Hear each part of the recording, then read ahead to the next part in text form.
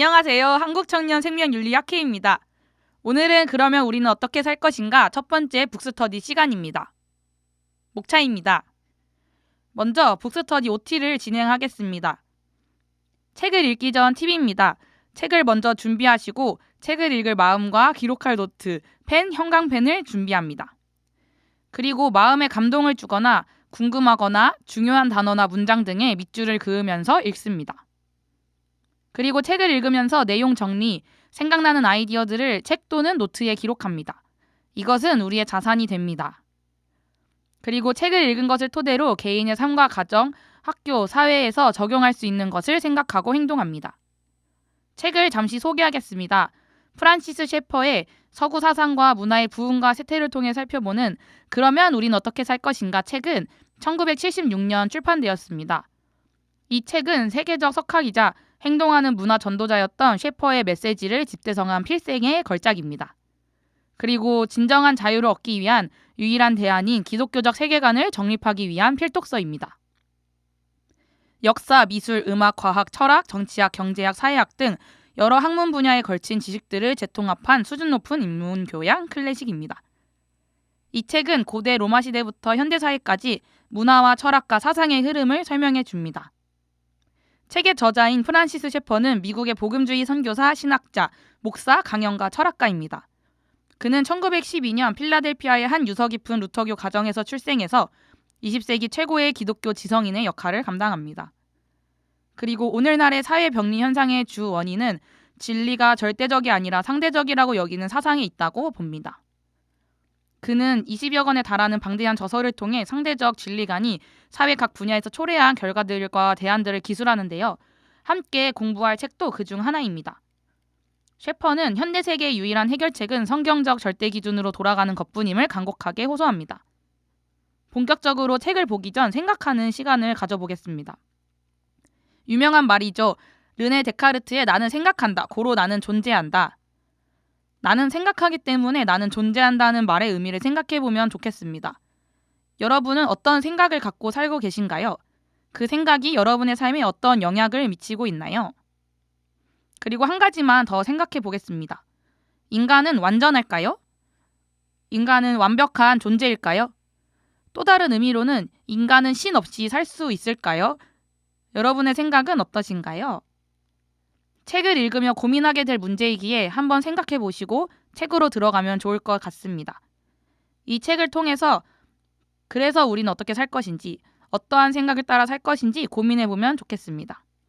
포스트 모더니즘, 무신론, 공산주의, 낙태, 안락사, 유전자 편집 등 책을 통해 우리가 살고 있는 현대사회의 대안을 고민해 보면 좋겠습니다. 책을 읽기 전 프리뷰 시간을 가져보겠습니다. 제1관은 고대 로마입니다. 이 동상을 본 적이 있으신가요? 이 동상은 검투사가 상처를 입고 쓰러져 있는 모습입니다. 고대 로마 시대에는 검투사들의 결투가 콜로세움 안에서 종종 이루어졌습니다. 우리는 고대 로마를 살펴보기 전에 먼저 세계관이란 무엇인지 대해서 살펴볼 것입니다. 그리고 고대 로마가 무너진 원인도 보고 고대 로마 세계관과 기독교 세계관을 비교해 보고자 합니다. 다음 제2관은 중세시대입니다. 다음 그림을 본 적이 있으신가요? 왼쪽에 있는 사람은 검지손가락으로 하늘을 가리키고 있는 반면 오른쪽에 있는 사람은 손바닥을 펴서 바닥을 가리키고 있습니다. 왼쪽에 있는 사람은 플라톤으로 저 너머에 있는 이상적인 세계, 이데아를 가리키고 있습니다. 오른쪽에 있는 사람은 아리스토텔레스로 인간의 이성을 통해 이 땅에서 완전한 덕을 이룰 수 있다고 보았습니다. 그리고 이가에서는 비잔틴 예술과 기독교 예술도 비교해보고자 하는데요. 그 이후에 위대한 신학자 중 한 명인 토마스 아퀴나스의 인간관도 자세히 보고자 합니다. 그리고 중세시대 이후부터 두 가지 세계관의 흐름이 크게 나타나는데 그것도 살펴보고자 합니다. 이제 본격적으로 1과 2과를 함께 살펴보겠습니다. 고대 로마입니다. 시대를 살펴보기 전에 세계관이란 무엇인지 보고자 합니다. 아까 르네 데카르트의 나는 생각한다, 고로 나는 존재한다는 말에 대해 나누었는데요. 데카르트의 말처럼 인간은 자신이 갖고 있는 생각을 따라 살아갑니다. 내재되어 있는 전제를 뜻하는데요. 이는 사상, 가치관 등을 포함합니다. 내재된 전제를 통해 행동이라는 아웃풋을 내게 됩니다. 당시 강력했던 로마 사회의 세계관은 현재 무너졌는데요.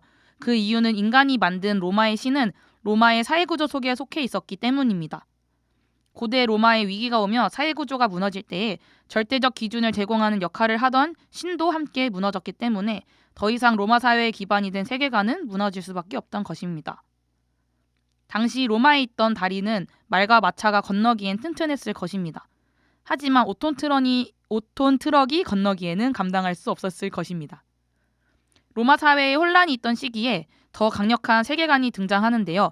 바로 황제입니다. 이 혼란을 잠재우기 위해 강력한 리더십이 등장합니다. 카이사르 아우구스투스라는 제1대 황제가 등장하며 황제의 초월성을 주장하며 강력한 리더십인 황제에게 숭배를 요구합니다. 이제 로마의 세계관은 바뀌었습니다. 황제가 신이 되었고 황제를 숭배하는 것이 옳은 세계관이 형성되었습니다. 고대 로마와 기독교 세계관을 잠시 비교해 보겠습니다. 고대 로마의 신은 인간이 만든 신이었습니다. 초기에는 신화적인 신적 존재였고 후기에는 황제가 신이었습니다. 절대적인 기준이 없었기에 고대 로마의 세계관은 로마 사회가 몰락하면서 세계관도 함께 몰락하게 됩니다. 이에 반해 기독교 세계관은 하나님이라는 절대자가 존재한 세계관이었습니다. 그렇기 때문에 사회가 변해도 절대자는 변하지 않았고 세계관도 유지되었습니다.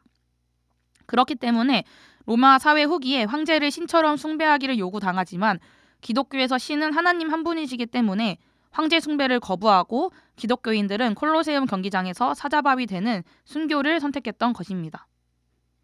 다음으로 중세시대입니다. 중세시대는 5세기부터 15세기를 의미합니다. 중세시대의 큰 흐름은 르네상스와 종교개혁이 있었습니다. 중세시대로 넘어가면서 비잔티움 제국을 중심으로 비잔틴 예술이 발전하게 됩니다. 이때는 기독교가 국교로도 받아들이게 될 정도로 기독교에 대한 수용도가 꽤 높아진 사회였습니다. 이때 그림이 좀 더 정형화가 되며 실제 인물보다는 성경에 나오는 베드로, 요한, 예수님 등 성경 인물들을 기록하는 그림들이 발전합니다. 이에 대해 셰퍼는 기독교가 국교화가 되면서 신앙이 약해지고 형식화가 된 것 같이 그림들도 정형화, 형식화가 되며 영성도 약화되었다는 점을 짚고 넘어갑니다. 그리고 오른쪽에 있는 그림은 로마 시대 당시 카타콤에 숨어 살며 신앙을 목숨 걸고 지켰던 기독교인들의 작품인데요. 실제 인물을 적용해서 그렸고 생명력과 생동감이 느껴지는 것을 느낄 수 있는 것 같습니다. 셰퍼는 영적 생명력과 그림의 생명력의 연관성을 설명합니다. 그리고 중세시대에는 건축기술, 음악, 직업정신, 소명의식, 철학, 신학, 미술 등 다양한 영역이 발전하는 시기를 보냅니다. 다만 기독교가 확산되면서 기독교에 대한 왜곡도 일어나게 되는데요. 성경보다 교회, 교황의 권위가 더 높아지고 이단, 그리스 로마 신화적 요소들이 결합되면서 순수 복음이 약화되는 흐름도 일어납니다. 다음으로 중세시대 유명한 신학자 중 토마스 아퀴나스에 대해서 설명하고자 합니다. 토마스 아퀴나스는 위대한 신학자 중 한 명인데요. 다만 인본주의의 토대를 놓은 철학자 중 한 명인 아리스토텔레스의 학문적 관점을 받아들입니다. 그래서 인간 이성을 중시하며 인간의 이성을 하나님의 계시와 동일한 수준으로 둡니다. 그리고 인간의 이성을 중시하며 불완전 타락관을 정립하는데요. 인간은 완전히 타락한 존재가 아니라 부분적으로만 타락을 했고 인간의 지성은 손상받지 않았다고 주장합니다. 그래서 인간의 지혜를 의지할 수 있고 성경의 가르침과 비기독교 철학자의 가르침도 자유로이 혼합하여 사용이 가능하다고 주장합니다. 일반적으로 기독교에서는 인간의 완전 타락을 얘기하긴 합니다. 그리고 아퀴나스는 자연과 은총의 개념을 정리하는데요. 아퀴나스는 하층부와 상층부를 구분합니다. 하층부는 이 땅에 있는 개별자들, 피조물들이 속해 있는 영역입니다. 그리고 상층부는 하나님, 영적인 영역을 의미합니다. 이를 통해 이 땅에 속한 자연과 개별적인 물체들에도 사람들은 하나님이 만든 피조물이란 개념이 생기면서 개별자들에게도 관심을 갖게 되는 긍정적인 영향을 주는데요. 하지만 개별자를 창조한 하나님은 제외하고 개별자만 중시하는 인본주의 사상의 뿌리가 되기도 합니다. 중세시대를 지나면서 두 가지 거대한 세계관 흐름이 생기는데요. 하나는 인간의 자율성과 독립성을 주장하며 인간의 완전함을 얘기하는 르네상스입니다. 그리고 다른 하나는 인간의 전적 타락을 주장하며 인본주의 사상을 거부하며 등장한 종교개혁입니다. 다음 북스터디에서는 르네상스와 종교개혁에 대해 더 자세히 살펴보겠습니다. 감사합니다.